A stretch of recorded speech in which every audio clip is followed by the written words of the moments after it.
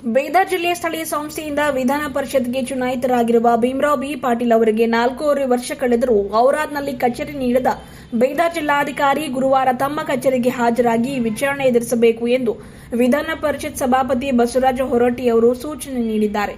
ಸದಸ್ಯರ ಮನವಿ ಬಳಿಕ ಸಭಾಪತಿಯವರು ವಿಧಾನ ಪರಿಷತ್ ಸಭಾ ನಾಯಕ ಎಸ್ಎನ್ ಬೋಸರಾಜು ಅವರಿಗೆ ಸೂಚಿಸಿ ಗುರುವಾರ 11 ಗಂಟೆಗೆ ನಮ್ಮ ಕಚೇರಿಯಲ್ಲಿ ಬೀದರ್ ಜಿಲ್ಲಾಧಿಕಾರಿ ಹಾಜರಾಗಿ ವಿಚಾರಣೆ ಎದುರಿಸಬೇಕು ಎಂದರು.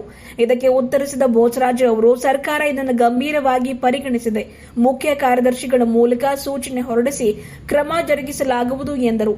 ಬುಧವಾರ ವಿಧಾನ ಪರಿಷತ್ ಕಲಾಪ ಆರಂಭವಾಗಿ ಕಾರ್ಯದರ್ಶಿ ವರಲಕ್ಷ್ಮಿ ಅವರು ಕಾಗದ ಪತ್ರಗಳನ್ನು ಮಂಡಿಸುತ್ತಿದ್ದಂತೆ ಎದ್ದು ನಿಂತ ಆಡಳಿತ ಪಕ್ಷದ ಸದಸ್ಯ ಪುಟ್ಟಣ್ಣ ಅವರು ಭೀಮರಾವ್ ಬಿ ಪಾಟೀಲ್ ಅವರಿಗೆ ಕಚೇರಿ ನೀಡಲು ಬೀದರ್ ಜಿಲ್ಲಾಧಿಕಾರಿ ಸಂಪೂರ್ಣ ವಿಫಲರಾಗಿದ್ದಾರೆ. ಸಭಾಪತಿಗಳ ಕಚೇರಿಯಿಂದ ಪತ್ರ ಬರೆದು ಕೊಠಡಿ ನೀಡುವಂತೆ ಮನವಿ ಮಾಡಿದ್ರು, ಅದಕ್ಕೆ ಕ್ಯಾರೆ ಅಂದಿಲ್ಲ, ಕಿಮ್ಮತ್ತು ನೀಡಿಲ್ಲ ಎಂದು ತಮ್ಮ ಅಭಿಪ್ರಾಯಗಳನ್ನು ವ್ಯಕ್ತಪಡಿಸಿದ್ದಾರೆ. ವಿಧಾನ ಪರಿಷತ್ ಸದಸ್ಯ ಭೀಮರಾವ್ ಬಿ ಪಾಟೀಲ್ ಅವರು ಮಾತನಾಡಿ, ನನಗೆ ನನ್ನ ಮನೆಯಲ್ಲಿ ಕಚೇರಿ ಇದೆ, ಆದರೆ ಸಾರ್ವಜನಿಕರಿಗೆ ಕಚೇರಿ ಇಲ್ಲ. ಸಮಸ್ಯೆ ಪರಿಹಾರಕ್ಕೆ ಬರುವ ಸಾರ್ವಜನಿಕರಿಗಾಗಿ ಕಚೇರಿ ಕೇಳ್ತಾ ಇದ್ದೇನೆ, ಇಲ್ಲಿವರೆಗೂ ಕೊಟ್ಟಿಲ್ಲ. ಇದರಿಂದ ನನಗೆ ನೋವಾಗಿದೆ. ಸಭಾಪತಿಗಳು ನ್ಯಾಯ ಕೊಡಿಸಬೇಕು ಎಂದು ತಿಳಿಸಿದ್ದಾರೆ. ಭೀಮರಾವ್ ಬಿ ಪಾಟೀಲ್ ಇವರು 4 ವರ್ಷ ಆಗಿದೆ ಮನೆ ಅಧ್ಯಕ್ಷ ಎಲೆಕ್ಟ್ ಆಗಿ ಬೀದರ್ ಸ್ಥಳೀಯ ಸಂಸ್ಥೆಗಳಿಂದ ಚುನಾಯಿತರಾಗಿದ್ದಾರೆ. ಇದುವರೆಗೆ ಅಲ್ಲಿ DC ಇವ್ರಿಗೊಂದು ಕಚೇರಿ ಕೊಟ್ಟಿಲ್ಲ ಮನೆ ಅಧ್ಯಕ್ಷರೇ ಕಚೇರಿಗೆ, ಆಯ್ತಾ? ಇದನ್ನ ತಾವು ಪತ್ರ ಬರೆದಿದ್ದೀರಿ 14/9/2023 ನಿಮ್ಮ ಕಚೇರಿಯಿಂದ ಪತ್ರ ಹೋಗೋದವ್ರಿಗೆ, ಇವ್ರಿಗೆ ನೀವು ಈ ಥರ ಕಚೇರಿ ಕೊಡಬೇಕು ಅಂತ. ಇದಕ್ಕೇನು ಕಿಮ್ಮತ್ತಿಲ್ಲ, ಇದಕ್ಕೆ ಏನಿಲ್ಲ ಇದಕ್ಕೆ, ಆಯ್ತಾ? ಇದಲ್ದೇ ಹಕ್ಕುಪತ್ರ ಮಾಡೋರಲ್ಲಿ ಅದಕ್ಕೂ ಕೂಡ ಏನು ಕಿಮ್ಮತ್ತಿಲ್ಲ, ಆಯ್ತಾ? ಅವ್ರೇನು ಕೂಡ ಈ ಸದನನಲ್ಲಿ ನಿಮ್ಮನ್ನಲ್ಲಿ ಈ ವಿಧಾನ ಪರಿಷತ್ನಲ್ಲಿ ಲೆಕ್ಕಿಟ್ಕೊತಾ ಇಲ್ಲ. ಅದಕ್ಕೆ ದಯಮಾಡಿ ನಿಮ್ಮಲ್ಲಿ ರಿಕ್ವೆಸ್ಟ್ ಮಾಡ್ತೀನಿ, ಇದೆಲ್ಲ ನಮ್ಮ ವಿಧಾನ ಪರಿಷತ್ತಿನ ಸದಸ್ಯರ ಹಕ್ಕು, ನಮಗೆ ಕೊಡಲೇಬೇಕು. ಅವ್ರ ಮನೆಯಿಂದ ಕೊಡಲ್ಲ. ದಯವಿಟ್ಟು ಯಾವ ಜಿಲ್ಲಾಧಿಕಾರಿ ಕೊಡಲಿಲ್ಲ ಅವ್ರನ್ನ ನಾಳೆ ಇವತ್ತು ಸಮನ್ ಮಾಡಿ ನಾಳೆ ಬೆಳಗ್ಗೆ ಈ ಸದನಕ್ಕೆ ಕರ್ಸಿಸಿ. ನೀವು ಇಲ್ಲೇನೆ ಅವ್ರನ್ನ ವಿಚಾರಣೆಗೆ ಒಳಪಡಿಸ್ಬೇಕು. ಅವ್ರನ್ನ ಮನೆ ಅಧ್ಯಕ್ಷರೇ ವಿಚಾರಣೆಗೆ ಒಳಪಡಿಸ್ಬೇಕು. ಯಾರೇ ಆಗಿಲ್ಲ ಬನ್ನಿ, ಇರ್ರಿ ಒಂದು ನಿಮಿಷ ಮುಗಿಲಿ. ನಾನು ಮಾತಾಡ್ಮೇಲೆ ಮಾತಾಡೋಣ. ಕುಂತ್ಕೋ ಒಂದು ನಿಮಿಷ ಸಮಾಧಾನವಾಗಿ. ನಾನು ಮಾತಾಡಿ ನನ್ನ ಪರ ಯಾರ ಪರ ಮಾತಾಡಿ ತೊಂದರೆ ಇಲ್ಲ. ಮಾತಾಡಾದ್ಮೇಲೆ ಅಣ್ಣ ಮನೆ ಅಧ್ಯಕ್ಷ ಅಂದಿಷ್ಟೇ. ಮನೆ ಅಧ್ಯಕ್ಷರೇ, ಇತ್ತೀಚಿನ ದಿನಗಳಲ್ಲಿ ಇದೆಲ್ಲವೂ ಕೂಡ ಎಲ್ಲೋ ಒಂದು ಕಡೆ ವಿಧಾನ ಪರಿಷತ್ ಸದಸ್ಯರಿಗೆ ಅವಮಾನ ಮಾಡ್ತಕ್ಕಂಥದ್ದು, ಅವ್ರ ಹಕ್ಕನ್ನ ಚ್ಯುತಿ ಮಾಡ್ತಕ್ಕಂಥದ್ದು, ಅವ್ರ ಲೆಕ್ಕಕ್ಕೆ ತೆಗೆದುಕೊಳ್ತಾ ಇರ್ತಕ್ಕಂಥ ಪ್ರಕ್ರಿಯೆಗಳು ಅವ್ಯಾಹತವಾಗಿ ನಡೀತಾ ಇದ್ದಾವೆ. ದಯಮಾಡಿ ತಾವು ನಮ್ಮ ನೆರವು ಬರಬೇಕು. ನಮ್ಮೆಲ್ಲರ ಸದಸ್ಯರು ನಾವೇನಿದ್ದೀವಿ, ಅವ್ರು ಯಾರಿದ್ದಾರೆ ಬಿಟ್ಟಿದ್ದಾರೆ ನನಗೆ ಗೊತ್ತಿಲ್ಲ. ಆ ಜಿಲ್ಲಾಧಿಕಾರಿನ ನೀವು ಸಮನ್ ಮಾಡಲೇಬೇಕು. ಇವತ್ತು ಸದನ ನಡೆಯುವಂಥ ಸಂದರ್ಭದಲ್ಲಿ ಏನು 21 ದಿವಸ ಕೊಡಬೇಕು, 15 ದಿವಸ ಕೊಡಬೇಕು, ನೋಟಿಸ್ ಕೊಟ್ಟು ಕರ್ಸ್ಬೇಕು ಅನ್ನೋದೇನಿಲ್ಲ. ಸದನ ನಡೆಯುವಾಗ 24 ಗಂಟೆ ಯಾವಾಗ ಬೇಕಾದ್ರೂ ಕರ್ಸ್ಬೋದವ್ರನ್ನ. ಇವತ್ತು ಸಮನ್ ಮಾಡಿ ನಾಳೆ ಬೆಳಗ್ಗೆ ಕರ್ಸಿ, ಇಲ್ಲಿಗೆ ಕರ್ಸಿ, ಇಲ್ಲಿ ವಿಚಾರಣೆ ಮಾಡುವ. ವಿಚಾರಣೆ ಮಾಡಿ ತಾವು ಅವ್ರಿಗೆ ತೀರ್ಮಾನ ಕೊಡಬೇಕು, ಅವ್ರಿಗೆ ಶಿಕ್ಷೆ ಕೊಡಬೇಕು. ಇದು ಕೊಡುವುದೊಂದೇ ಅಲ್ಲ, ಇವ್ರಿಗೆ ನಾನು ಹೇಳೋದು ಬರೀ ಕಚೇರಿ ಕೊಡೋದಲ್ಲ, ಅವ್ರಿಗೆ ಶಿಕ್ಷೆ ಕೊಡಬೇಕು. ಅವ್ರಿಗೆ ಶಿಕ್ಷೆ ಕೊಡಬೇಕು. ಇಲ್ಲ ಹೆಂಗೆ ಮನೆ ಅಧ್ಯಕ್ಷ 4.5 ವರ್ಷದಿಂದ ಎಷ್ಟು ಹೋರಾಟ ಮಾಡಿದ್ದಾರೆ. ನಿಮ್ಮ ಆಫೀಸರ್ ಕಚೇರಿ ಹೋರಾಟ ಮಾಡೋರೆ, ಹಕ್ಕುಬದ್ಧತೆ ಸಮಿತಿಯಲ್ಲಿ ಅಲ್ಲಿ ಹೋರಾಟ ಮಾಡೋರೆ, ಆ ಸಮಿತಿಯವರು ಆ ಜಿಲ್ಲೆಯಲ್ಲಿ ಹೋಗಿ ಮೀಟಿಂಗ್ ಮಾಡೋರೆ, ಯಾರು ಲೆಕ್ಕಕ್ಕಿಲ್ಲ. ದಯವಿಟ್ಟು ಲೆಕ್ಕಕ್ಕೆ ಬರ್ತದೆ. ನೀವು ಮನ್ಸು ಮಾಡಿದ್ರೆ ಒಂದು ಕ್ಷಣ ಇಲ್ಲಿ ಕರ್ಸಿ, ಇಲ್ಲ ಕಟ್ಕಟೆ ಹಾಕಿ ಹೇಳ್ತೀನಿ. ಇಲ್ಲಿ ಅವ್ರನ್ನ ಕರ್ಸಿಸಿ, ಇಲ್ಲಿ ಕರ್ಸಿಸಿ ಅವ್ರನ್ನ ಜೈಲಿಗೆ ಹಾಕ್ಬೇಕು. ಅವ್ರನ್ನ ಜೈಲಿಗೆ ಹಾಕ್ಬೇಕು. ಅವ್ರನ್ನ ದಯವಿಟ್ಟು ನಾನು ರಿಕ್ವೆಸ್ಟ್ ಮಾಡ್ತೀನಿ ಎಲ್ಲ ಸದಸ್ಯರ ಪರವಾಗಿ, ದಯಮಾಡಿ ತಾವು ನಮ್ಮ ನೆರವು ಬರಲೇಬೇಕು. ಆಯ್ತು. Thank you. ಬಹಳ ನಾಚಿಕೆಗೇಡಿ ಸಂಗತಿ ಇದು. ನಮ್ಮ ಹಕ್ಕನ್ನು, ನಮ್ಮ ಪ್ರಿವಿಲೇಜ್ ಇದು. ಆಫೀಸ್ ತೊಗೊಳ್ಳೋದು ಅದೆಲ್ಲ ತೊಗೊಳ್ಳೋದು. ತಾವು ಸಭಾಪತಿಗಳಾಗಿ ನಮ್ಮ ನೆರಳಿಗೆ ಬರಬೇಕು. ಇವತ್ತು ಭೀಮರಾವ್ ಪಾಟೀಲ್ರಿಗೆ ನನ್ನ ಪಕ್ಕದ ಜಿಲ್ಲೆ, ನಾನು ನೋಡ್ತಾ ಇದ್ದೀನಿ. ಒಂದು ಆಫೀಸ್ ಇಲ್ಲ ಅಂದರೆ ಸರ್, ಒಂದು ಆಫೀಸ್ ಕೊಡ್ಲಿಕ್ಕೆ ಆ ಜಿಲ್ಲಾಧಿಕಾರಿ ತಯಾರಿಲ್ಲ ಅಂದರೆ ನಾಳೆ ಸದನಕ್ಕೆ ಕರೆಸಿ ಸರ್, ಸದನದಲ್ಲಿ ಕರೆಸಿ ಅವ್ರಿಗೆ ಏನು ಪ್ರಾಬ್ಲಮ್ ಇದೆ ಕೇಳೋಣ ಅಂತ, ಇಲ್ಲಾಂದರೆ ಚೀಮಾರಿ ಹಾಕೋಣ ಅಂತ. ಇದು ನಾನು ವಿರೋಧ ಪಕ್ಷದ ಒಬ್ಬ ಸದಸ್ಯನಾಗಿ ನಾನು ಹೇಳ್ತಾ ಇದ್ದೀನಿ. ಹೇಳಿ 3 ವರ್ಷ ಆದರೂ ಕೂಡ ಅವ್ರು ಆಫೀಸ್ ಕೊಡಲಿಲ್ಲ. ನಿಜವಾಗ್ಲೂ ಒಂದು ಅವ್ರ ಮೇಲೆ ದಯವಿಟ್ಟು ನಾವು ಅವ್ರನ್ನ ಕಸ್ಬಿಟ್ಟು ಚೀಮಾರಿ ಆಗಬೇಕು. ಇಂಥ ಘಟನೆಗಳು ಆಗಬಾರ್ದು. ಯಾಕಂತ ಹೇಳಿದ್ರೆ ಇಸ್ ಎಲೆಕ್ಟೆಡ್ MLC.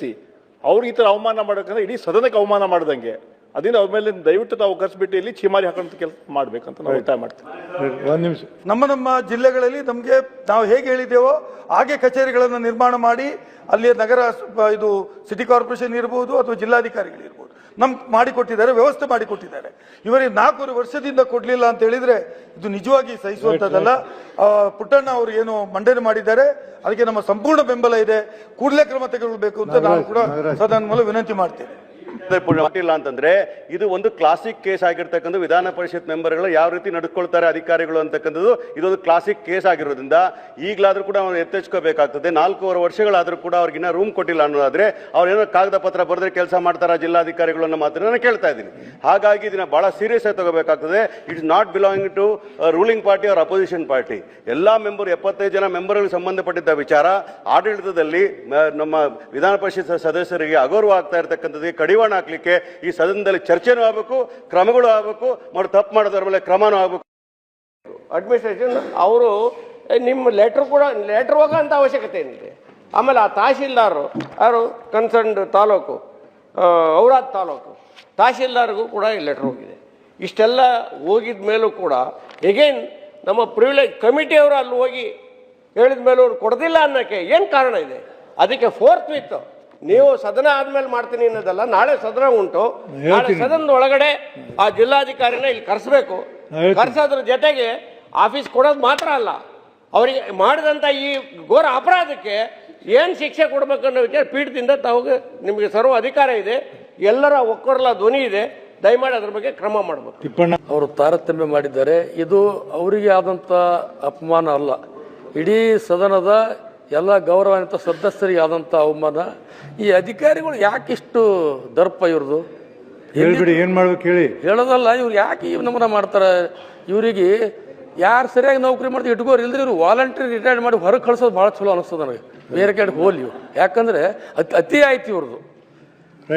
ಒಂದೊಂದ್ಸಲ ಇವ್ರಿಗೆ ನಮಸ್ಕಾರ ಮಾಡೋದು ನಮಸ್ಕಾರನೂ ಮಾಡಲ್ರಿ ಇವರು, ಹಿಂಗೆ ದಿಟ್ಟಿಸಿ ನೋಡ್ತಾರೆ. ಅದಕ್ಕೆ ಇದು ಒಳ್ಳೆ ವಾತಾವರಣ ಅಲ್ಲ ಸಭಾಪತಿಗಳೇ. ಇದು ಕಡಿಯ ಶಿಕ್ಷೆ ಆಗ್ಬೇಕು ಅವರಿಗೆ. ಕರಿತೀನಿ ಮಾತಾಡ್ತೀನಿ ಅನ್ನೋದಿಲ್ಲ, ನಾಳೆ ಅವ್ರಿಗೆ ಕಟ್ಟಿದ ನಿಂದಿರಿಸಿ ಈ ಸದನದ ಮೂಲಕ ಅವ್ರಿಗೆ ಛೀಮಾರಿ ಹಾಕ್ತಕ್ಕಂಥದ್ದು ಕಡಿಯ ಅಸ್ತ್ರ ಉಪಯೋಗ ಆಗ್ಬೇಕು. ಅಂದಾಗ ಉಳುಕಿದವ್ರಿಗೆ ಎಲ್ಲರಿಗೆ ಪುನಃ ಅದೊಂದು ಮಾರ್ಗದರ್ಶನ ಆಗ್ತದೆ. ಮುಂದೆ ನಾವು ಹಿಂಗೆ ಮಾಡಿದ್ರೆ ದಯವಿಟ್ಟು ನಾಳೆ ಸದರಿ DC ಅವರು 11 ಗಂಟೆಗೆ ನಾನು ಆಫೀಸ್ನಾಗ ಇರಬೇಕು. ಈಗ ನೀವು ಡೈರೆಕ್ಷನ್ ಫ್ರಮ್ ದಿ ಚೇರ್ 11 ಗಂಟೆಗೆ ನಾವು ಆಫೀಸ್ನಾಗ ಇರಬೇಕು.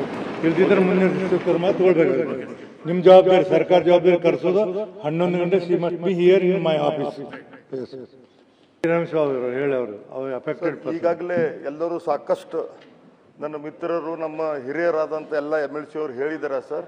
ಅದಕ್ಕೆ ನಾನು ಏನಪ್ಪ ಅಂದ್ರೆ ಸುಮಾರು 4.5 ವರ್ಷ ಹಿಡಿದು ಆಫೀಸ್ ಬೇಕಂತ DC ಅವ್ರ ಜೊತೆ ಫೋನಲ್ಲಿ ಮುಖಾಂತರ ಮಾತಾಡಿದ್ದೀನಿ. ಮತ್ತು ಲೆಟರ್ ಒಂದು ಬಿಟ್ಟು 2-3 ಲೆಟರ್ ಕೊಟ್ಟಿದ್ದೀನಿ, ನಂಗೊಂದು ಆಫೀಸ್ ಮಾಡಬೇಕಾಗಿದೆ ಅವರ ತಾಲೂಕದಾಗ ಅಂತ ಹೇಳಿರ ಆಯ್ತು, ಈ ಕೊಡೋಣ ಮುಂದೆ ನಾಳೆ ಕೊಡೋಣ ಅಂತೇಳಿ ಸುಮಾರು 4.5 ವರ್ಷ ಆಯ್ತಾ ಸರ್. ಅದ್ರ ಕಡೆದು ನಂಗೆ ಒಂದು ಆಫೀಸ್, ಯಾಕೆ ನಂಗರ ಕುಂಡ್ರಲಕ್ ಮನಿ ಇದೆ, ಆಫೀಸ್ ಇದೆ. ಇದು ಆಫೀಸ್ ಜನಗಳಿ ಸಲಕ ನಾವು ಹೋದ ಕುಂಡ್ರಲಕ್ಕ ಡೆವಲಪ್ಮೆಂಟ್ ಮಾಡ್ಲಕ್ ಬೇಕಂತೇಳಿ ನಾ ಮನವಿ ಮಾಡಿದೆ ಸರ್. ನಂಗೆ ಒಂದು ಇದು ನ್ಯಾಯ ಕೊಡಿಸ್ಕೊಡ್ಬೇಕಂತೇಳಿ ತಮ್ಮಲ್ಲಿ ಮನವಿ ಮಾಡ್ತೇನೆ. ರಮೇಶ್ ಬಾಬು ಲಾಸ್ಟ್. ಮಾನ್ಯ ಸಭಾಪತಿಗಳೇ, ಒಂದು ಬೀದರ್ ಘಟನೆ ಜೊತೆಗೆ ಬಹಳ ಪ್ರಮುಖವಾಗಿ ಎಲ್ಲ MLCಗಳು ನೋಡಲ್ ತಾಲೂಕನ್ನ ಡಿಕ್ಲೇರ್ ಮಾಡ್ಕೊಂಡಿರ್ತೀವಿ. ನೋಡಲ್ ತಾಲೂಕಲ್ಲಿ ನಾವು ಕೋ ಚೇರ್ಮನ್ ಇರ್ತೀವಿ.